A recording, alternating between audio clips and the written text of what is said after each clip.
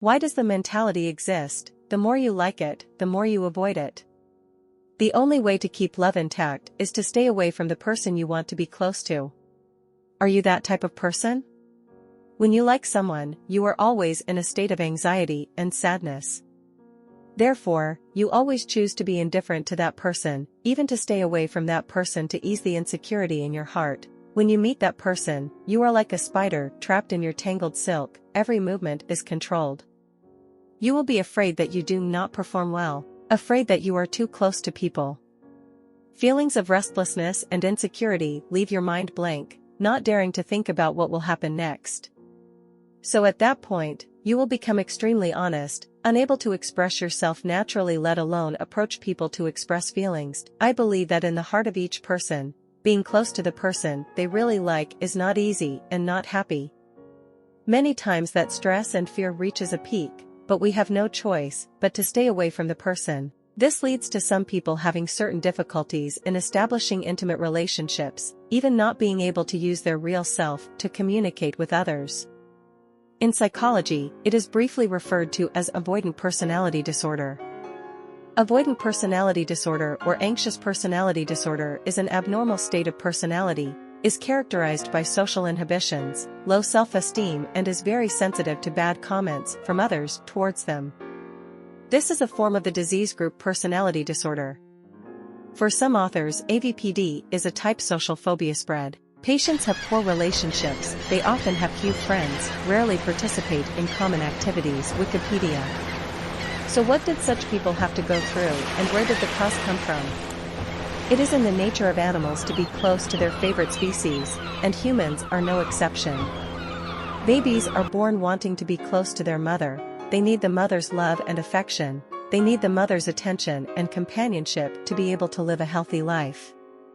But if in the process of upbringing, parents often do not meet the needs of the child, do not listen to them, always show negative emotions, are impatient or do not support them, then the simple love that they have for parents will not be 100% satisfied again.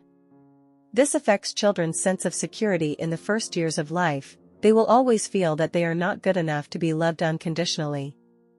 Those who encounter the above situation will be less close to their parents from a young age, they are always timid and withdrawn.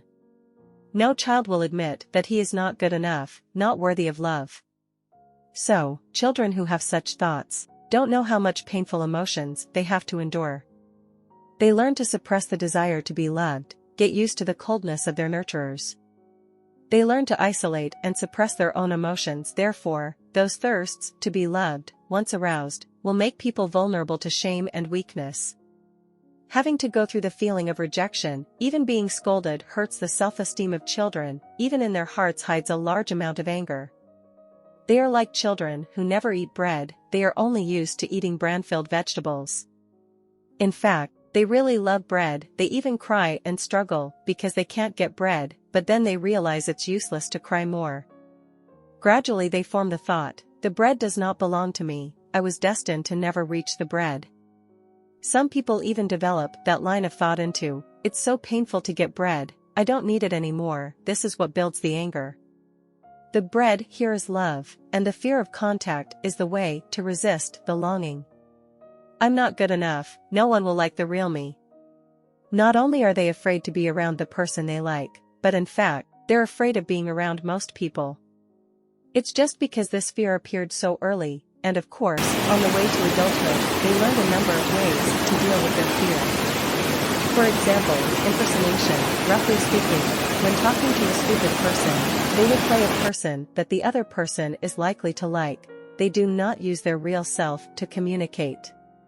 After all, even parents don't like who they really are, they have to play someone else to be able to please their parents, let alone outsiders. Although they learn to deal with fear early on, they are adept at impersonating other people in order to communicate with the people who frequently appear in their lives. But the probability of meeting the one they like is much lower than the others, so it can't be compared. So when faced with this problem, they have no experience at hand. They are more afraid because they worry that the trauma from the early years of life will once again reoccur. When a piece of bread appeared in front of me, I really wanted it, but then I thought, before I only eat bran-filled vegetables, am I worthy to eat that bread? And a series of memories of when he wanted to eat bread as a child but was refused, scolded, and returned. So I chose to stay away, not showing my longing for that bread. Only then can I protect myself from rejection and ridicule. My real self doesn't deserve to be loved. Obviously I put on a mask and chose to forget myself. Why are you touching my heart?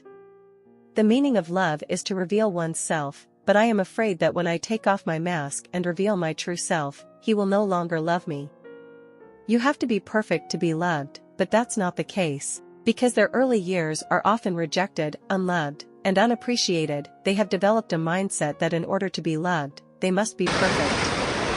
But they deeply understand that they themselves cannot be perfect, and so they choose to keep their distance, because they believe that the closer they are to each other, the more clearly the other will see their shortcomings.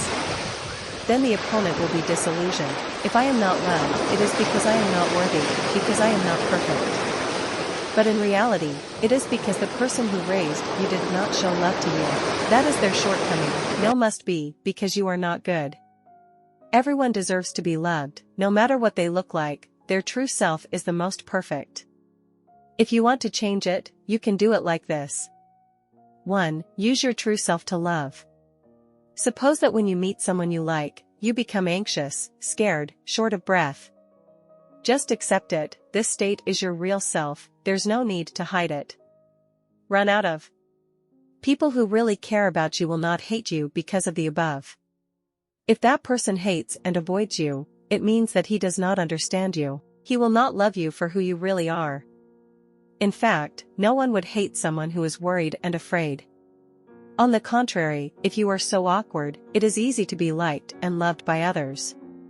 Because people will feel that you like them so much, people can't be happy yet.I. In addition, you must overcome this fear to overcome your own psychological ghost.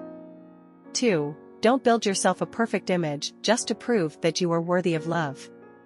When you were young, you didn't understand anything. You thought that your parents were the embodiment of truth. Whatever they said, you heard it. They say they don't love you, and you believe that you don't deserve to be loved. But now that you are an adult, your relationship with anyone is an equal relationship. And an equal relationship means that you do not have to prove that you are worthy of love, and the other person does not have the right to decide whether you are worthy of love or not.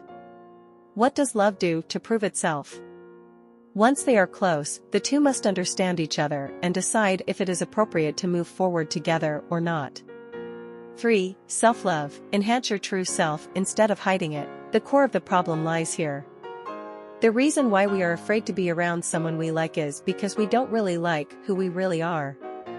We often assume that people will like people who have the characteristics of one's son. For example, graceful, poised, calm, elite and beautiful. Some mothers often do not see the lovely side of their children and do not often praise their children, so they think themselves ugly, do not deserve to be loved, so they have to hide their real self. Each of us is a masterpiece created by God. They are full of nature and flexibility, yet we are affected by previous hurts, playing as someone else and then narrowing down our true selves. When you play as someone else to get back and forth with a person, it's hard to conclude what the relationship is. It's more like coping. Then even if people like you, your heart is heavy.